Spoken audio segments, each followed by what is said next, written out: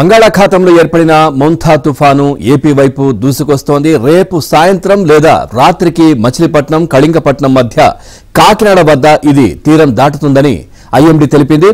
ఇక తుఫాను తీరం దాటే సమయంలో గంటకు 90 నుంచి 100 కిలోమీటర్లు, అప్పుడప్పుడు 110 కిలోమీటర్ల వేగంతో గాలులు వీస్తాయి. భారీ నుంచి అతి భారీగా అక్కడక్కడ కుంభవృష్టి వర్షాలు కురిసే అవకాశం ఉండడంతో ఇవాళ నుంచి పలు జిల్లాలకు ఐఎండీ రెడ్ అలర్ట్ ప్రకటించింది.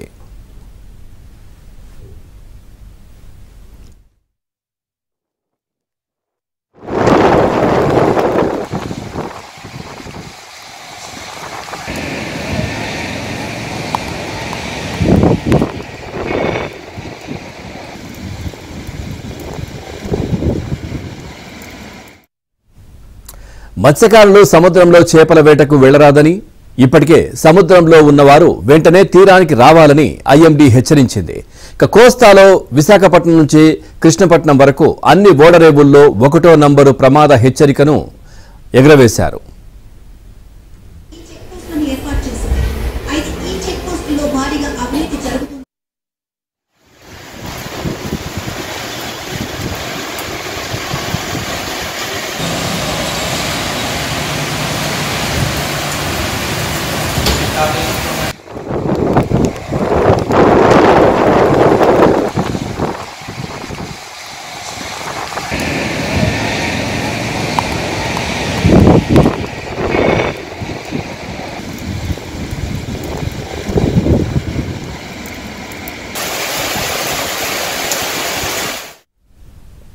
ఇక తుఫాను ప్రభావంతో ఇవాళ నుంచి 3 రోజులు ఏపీలో భారీ వర్షాలు కురవనున్నాయి.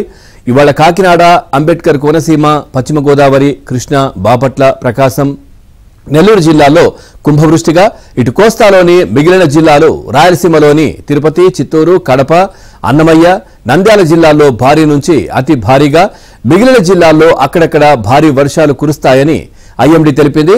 ఇక రేపు ఉత్తర కోస్తా, ఉభయ గోదావరి, ఉమ్మడి కృష్ణా, గుంటూరు జిల్లాల్లో కుంభవృష్టి వర్షాలు కురుస్తాయి.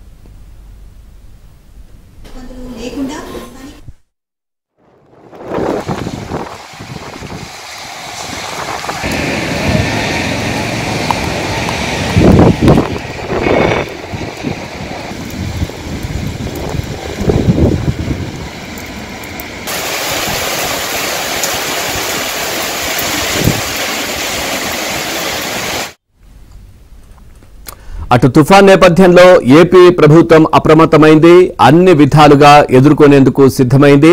మెంథా తుఫాను నేపథ్యంలో సహాయ చర్యల పర్యవేక్షణ కోసం వివిధ జిల్లాలకు ప్రత్యేక అధికారులను ప్రభుత్వం నియమించింది. ఇక తుఫాను ప్రభావం ఉందన్న అంచనా మేరకు కోస్తాంధ్ర, రాయలసీమలోని 19 జిల్లాలకు 18 మంది ఐఏఎస్లను ఇన్ఛార్జ్ అధికారులుగా నియమించింది. ఇక సహాయక చర్యల కోసం తీర ప్రాంత జిల్లా కేంద్రాల్లో 9 ఎన్డీఆర్ఎఫ్, 7 ఎస్డీఆర్ఎఫ్ బృందాలు సిద్ధంగా ఉన్నాయని పేర్కొంది. ఇక తుఫాను సహాయ పునరావాస కార్యక్రమాల కోసం ప్రభుత్వం తక్షణం 19 కోట్లు విడుదల చేసింది. ఈ నిధులను జిల్లా కలెక్టర్లు డ్రా చేసుకునేందుకు అనుమతిచ్చింది.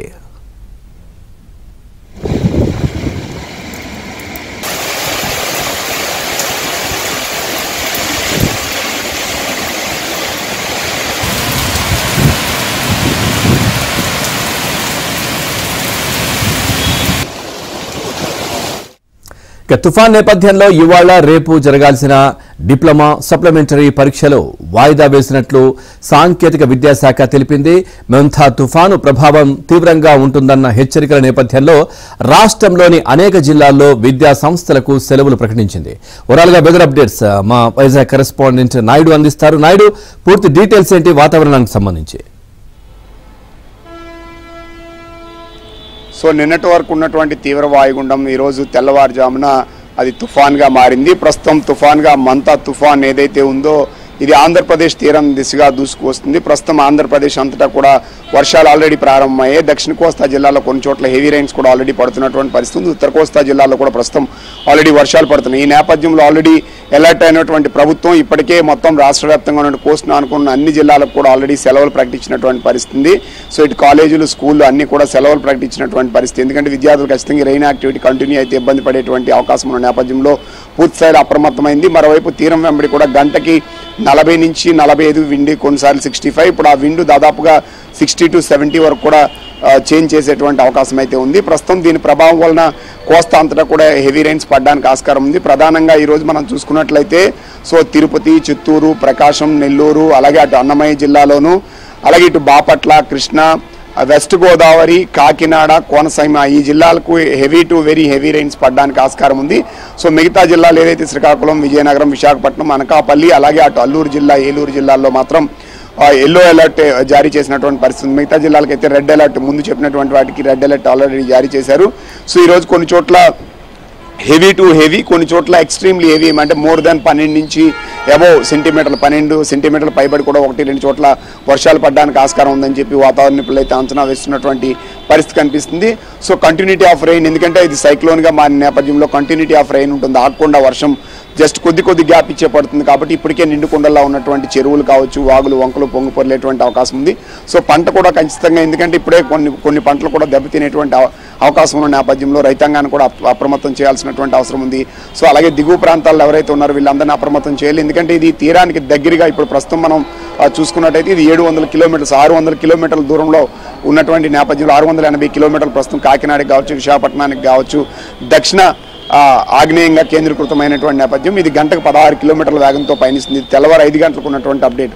సో ఇప్పుడు అది 16 కిలోమీటర్లు అంటే దాదాపుగా ఇప్పుడు ఒక 140-130 కిలోమీటర్స్ వరకు ఆల్రెడీ రీచ్ అయి ఉంటుంది. కాబట్టి సో ఇది తీరానికి సమీపిస్తున్న కొద్ది విండ్ ఎఫెక్ట్ అనేది పెరుగుతుంది, రెయిన్ యాక్టివిటీ పెరుగుతుంది. కాబట్టి సో ఈ రోజు రేపు కూడా ఆంధ్రప్రదేశ్ అంతటా కూడా విస్తారంగా వర్షాలు పడతాయి. సో మరోవైపు ఏంటి అంటే తీరం వెంబడి బలమైన గాలులు ఉంటాయి కాబట్టి మత్స్యకారులు వేటకు వెళ్ళకూడదని ఇప్పుడే హెచ్చరికలు జారీ చేశారు.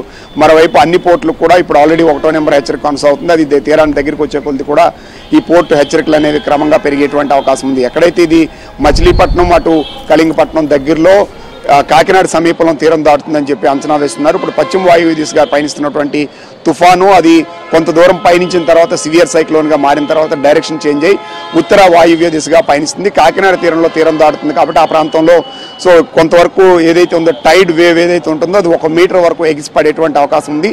తీరం దాటే క్రమంలో 90 నుంచి 100 కిలోమీటర్లు గెచ్చేసి 110 వరకు కూడా విండ్ ఎఫెక్ట్ ఉంటుంది. కాబట్టి ఖచ్చితంగా అక్కడ చెట్లు కూలేటువంటి అవకాశం ఉంటుంది. అలాగే కమ్యూనికేషన్ కొంత దెబ్బతినేటువంటి అవకాశం ఉంటుంది. కాబట్టి అప్రమత్తంగా ఉండాలని చెప్పి అధికారులు హెచ్చరిస్తున్న పరిస్థితి ఉంది. Right, thank you Naidu, thanks for the updates.